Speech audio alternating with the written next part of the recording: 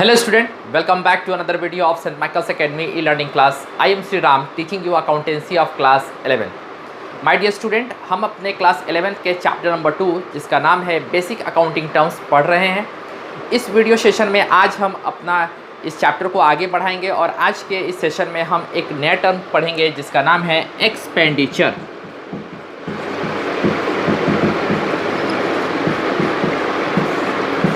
Expenditure क्या होता है ये एक्सपेंडिचर? सो ये जो वर्ड है एक्सपेंडिचर, इससे हम पहले से फैमिलियर हैं। इट मीन्स इसका मतलब होता है कि हमने क्या किया है, पेमेंट किया है, भुगतान किया है। किसी प्रकार का जब हम पेमेंट करते हैं तो उसे हम बोलते हैं एक्सपेंडिचर है। सपोज करते हैं आपने स्टेशनरी वाले को कुछ पेमेंट किया, वो आपके लिए एक्सपेंडिचर है। आपने कहीं पे नाश्ता किया, आपने उस होटल को पेमेंट किया, होटल वाले को पेमेंट किया, that is an expenditure. So expenditure means जब आप किसी को भुगतान करते हैं, जब आप किसी को पेमेंट करते हैं तो वो आपके लिए क्या होता है, एक्सपेंडिचर होता है। तो ये हमें पहले से पता है। नाउ अब हम बात कर रहे हैं अकाउंटेंसी की। तो अकाउंटिंग टर्म में हम एक्सपेंडिचर को कैसे ट्रीट करते हैं, कैसे उसे हम समझते हैं कि हमारा एक्सपेंडिचर क्या है। तो यहाँ भी वैसे ही कंडीशन होगा कि हमने जो भुगतान किया, हमने जो पेमेंट किया, वो हमारे लिए क्या है, एक्सपेंडिचर है। लेकिन चूँकि ये अकाउंट्स है और ये हमारे जो डे टू डे लाइफ है उससे थोड़ा सा डिफरेंट है। यहाँ पे जो हम एक बेसिक फॉर्मूलेस को फॉलो करते हैं, बेसिक प्रिंसिपल्स को फॉलो करते हैं, तो यहाँ पे हमें पढ़ना है कि एक्सपेंडिचर कितने प्रकार के हैं और कौन कौन से एक्सपेंडिचर होते हैं। क्लियर?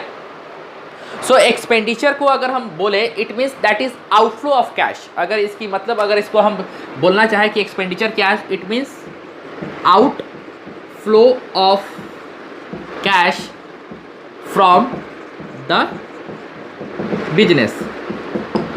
सिंपल। एक्सपेंडिचर मीन्स क्या हो सकता है, इट मीन्स जब हमने भुगतान किया, हमने in the sense business organisation ने जब कैश का भुगतान किया, it means outflow of cash from the business से उसने क्या किया है, भुगतान किया है। तो वैसे टर्म को हम क्या बोलेंगे, एक्सपेंडिचर बोलेंगे। क्लियर? अब ये एक्सपेंडिचर को हम ब्रॉडली इसको हम दो ग्रुप में कैटेगराइज करते हैं। हम इसे दो ग्रुप में कैटेगराइज करते हैं। पहला जो होगा that is revenue expenditure and another will be capital expenditure। यहाँ समझने वाली बात है। First is revenue expenditure and another is capital expenditure. क्या है ये रेवेन्यू एक्सपेंडिचर और कैपिटल एक्सपेंडिचर? रेवेन्यू एक्सपेंडिचर हम वैसे एक्सपेंडिचर को बोलेंगे जिसको हमने एक्सपेंस किया है। क्यों एक्सपेंस किया है? बिकॉज हमने क्या किया कि कोई गुड्स हमने जब परचेज़ किया होगा तब जो हम एक्सपेंस करते हैं उसे हम क्या बोलते हैं, रेवेन्यू एक्सपेंडिचर बोलते हैं। क्लियर? एक चीज़ और समझते हैं। वैसे एक्सपेंसेस, वैसे भुगतान, वैसे पेमेंट, जो हम पेमेंट तो करते हैं लेकिन क्यों करते हैं, बिकॉज हमने कोई उस चीज़ का हमने क्या ले रखा है, बेनिफिट ले रखा है।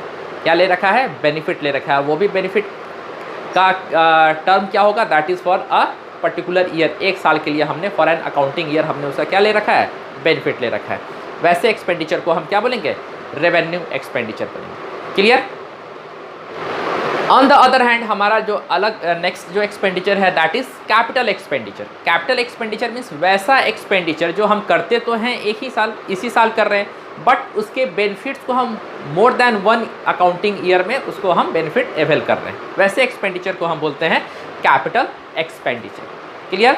Revenue expenditure and capital expenditure, जिसे हम एग्जांपल के थ्रू अब हम समझने की कोशिश करेंगे, जिससे हमारा ये टॉपिक अच्छे से कवर अप हो जाएगा कि क्या है रेवेन्यू एक्सपेंडिचर और क्या है हमारा capital expenditure. So let's see an example of revenue expenditure. हम इसका एक एग्जांपल देखते हैं। इसमें हमने दो बात हमें बेसिकली याद रखनी है। पहला क्या है, जिसका हमने बेनिफिट ले लिया हो और उसका हम भुगतान कर रहे हैं, उसका हम पेमेंट कर रहे हैं, फर्स्ट थिंग। अनदर थिंग क्या है कि उसका जो टेनर होगा वो क्या होगा, एक अकाउंटिंग पीरियड का होगा, एक अकाउंटिंग ईयर का होगा। ये दो बेसिक चीज़ हमें याद रखनी है for the revenue expenditure. Suppose करते हैं एक बिजनेस एंटिटी है, इसने अपने यहाँ पूरे साल थ्रू आउट द ईयर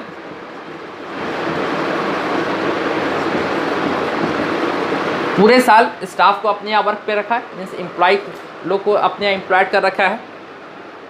और at the end of the year ये स्टार्ट होता है फ्रॉम 1 अप्रैल 2019 टू 31 मार्च 2020। ये हमारा टेनर है, ये थ्रू आउट द ईयर का ये हमारा क्या है, पीरियड है।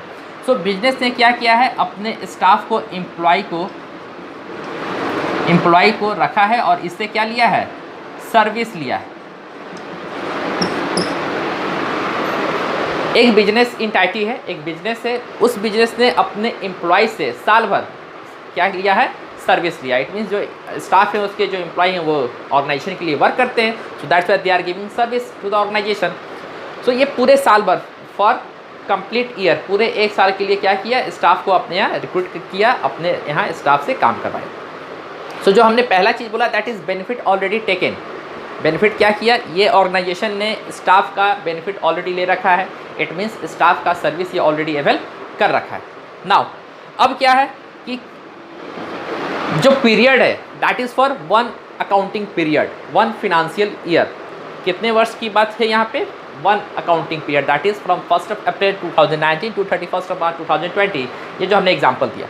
अब यहाँ क्या है, सपोज करते हैं एक एम्प्लॉय की मैं केवल बात कर रहा हूँ, एक एम्प्लॉय का अगर salary, if the salary of 1 employee is 10,000 per month, एक एम्प्लॉय का जो सैलरी है वो क्या है, 10,000 रुपये per month. It means eight the end of the year, पूरे साल भर अगर इसे हम मल्टीप्लाइड बाई 12 करते हैं, इट मीन्स 1,20,000। ये जो 1,20,000 ऑर्गेनाइजेशन ने, इस बिजनेस इंटाइटी ने अपने स्टाफ को, एम्प्लॉय को दिया है, तो ये एक्सपेंस कौन सा एक्सपेंस होगा, रेवेन्यू एक्सपेंडिचर कहलाएगा। कौन सा एक्सपेंडिचर कहलाएगा, रेवेन्यू एक्सपेंडिचर कहलाएगा। क्लियर। सो रेवेन्यू एक्सपेंडिचर मीन्स, बात समझ में आई, रेवेन्यू एक्सपेंडिचर मीन्स वैसे एक्सपेंडिचर जो ऑर्गेनाइजेशन के द्वारा किया जाता है। इट मीन्स बिजनेस ऑर्गेनाइजेशन के द्वारा किया जाता है। क्यों किया जाता है, बिकॉज बिजनेस ऑर्गेनाइजेशन ने उसका बेनिफिट ऑलरेडी ले रखा है। और कितने साल के लिए ले रखा है, for accounting period, 1 accounting period का उसने बेनिफिट ले रखा है।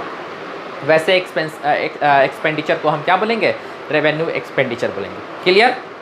एक और एग्जांपल हम देखते हैं रेवेन्यू एक्सपेंडिचर का। लेट्स सी, सपोज करते हैं कि एक ऑर्गेनाइजेशन है, वो बिल्डिंग रेंट पे ले रखा है, बिल्डिंग, उसने ये बिल्डिंग ले रखा है। तो at the end of the day, you can say at the end of the month और at the end of the year, business को क्या देना है, रेंट देना है, rent of building, rent of building. तो जो रेंट ऑफ बिल्डिंग जो ऑर्गेनाइजेशन पे करेगा दैट इज रेवेन्यू एक्सपेंडिचर। क्यों रेवेन्यू एक्सपेंडिचर होगा, बिकॉज उसने, बिजनेस ऑर्गेनाइजेशन ने इस बिल्डिंग के बेनिफिट को ऑलरेडी अवेल कर रखा है, वो वहाँ पे बिजनेस कर रहा है। So at the end of the day या at the end of the month या at the end of the year, वो क्या दे रहा है, रेंट पे कर रहा है। So rent of A building क्या होगा, that is revenue expenditure. So I hope so student आपको क्लियर हो गया होगा कि रेवेन्यू एक्सपेंडिचर क्या है।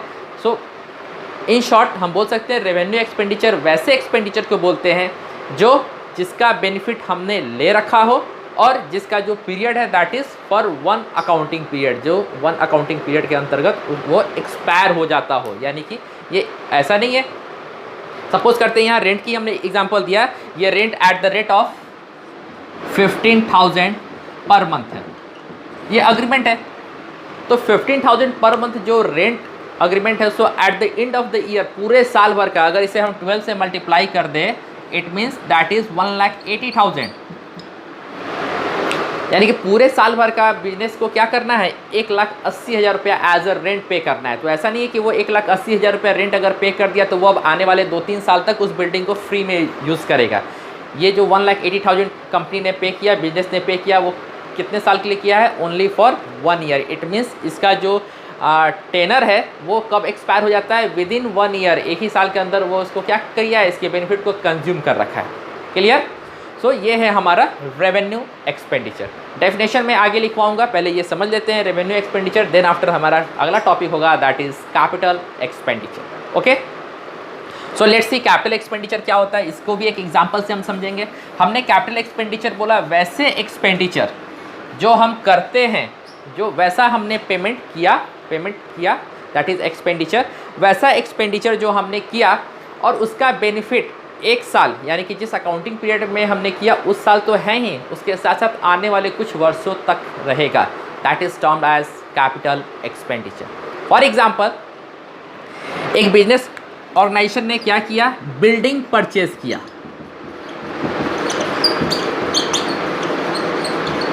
बिल्डिंग परचेज किया बिल्डिंग। इससे पहले वाले एग्जांपल में हमने रेंट देखा था कि बिल्डिंग रेंट पर लिया है, बट यहाँ क्या एग्जांपल है, दैट इज उसने बिल्डिंग परचेज किया।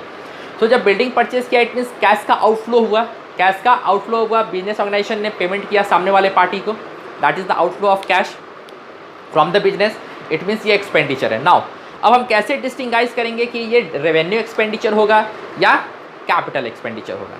तो उसके लिए हमने बोला कि जब कैपिटल एक्सपेंडिचर की बात आएगी तो उसके बेनिफिट, यहाँ भी हम बेनिफिट ले रहे हैं, बट जो उसका बेनिफिट ले रहे हैं वो विद इन 1 ईयर नहीं वो कंज्यूम कर रहे हैं, मोर देन 1 अकाउंटिंग पीरियड, 1 वर्ष से अधिक उसको हम बेनिफिट अवेल करेंगे।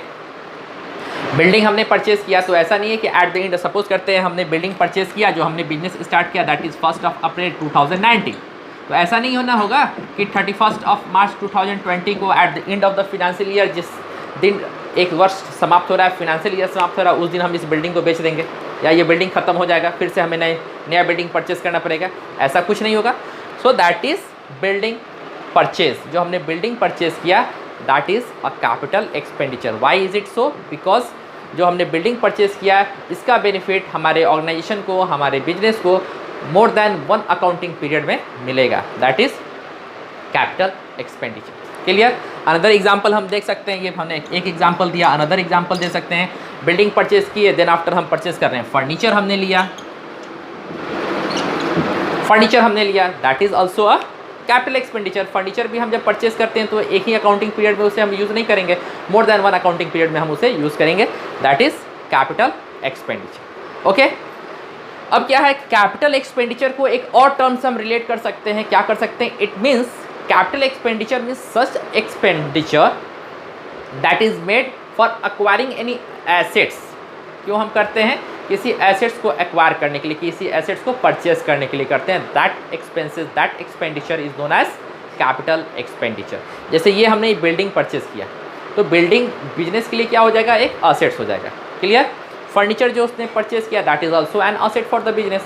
तो बेसिकली हम बोल सकते हैं कैपिटल एक्सपेंडिचर से क्या होता है, हमारा असेट्स इंक्रीज होता है, जो वैसे एक्सपेंसेस, वैसे एक्सपेंडिचर जो हमारे असेट्स को इंक्रीज करता हो, वैसे एक्सपेंडिचर को हम क्या बोलेंगे, कैपिटल एक्सपेंडिचर बोलेंगे। Clear?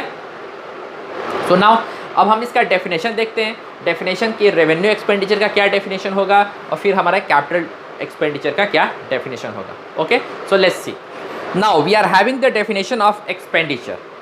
Expenditure is the amount spent for acquiring assets, goods or services. Expenditure may be categorized into revenue expenditure and capital expenditure. So let's see what is revenue expenditure. Revenue expenditure is the expenditure incurred, the benefit of which is consumed or exhausted within the accounting period. It has direct relationship with revenue or with the accounting period. Example, cost of goods sold, salary paid, rent paid, electricity charges paid, etc. Capital expenditure. It is an expenditure incurred to acquire assets or improving the existing assets which will increase the earning capacity of the business. That is, will give benefit of enduring nature to the business. It may be incurred to acquire tangible assets or intangible assets. Examples of capital expenditure are purchase of machinery to manufacture goods, purchase of furniture or computers to carry on business. Okay student, now that's all for today. Have a good day.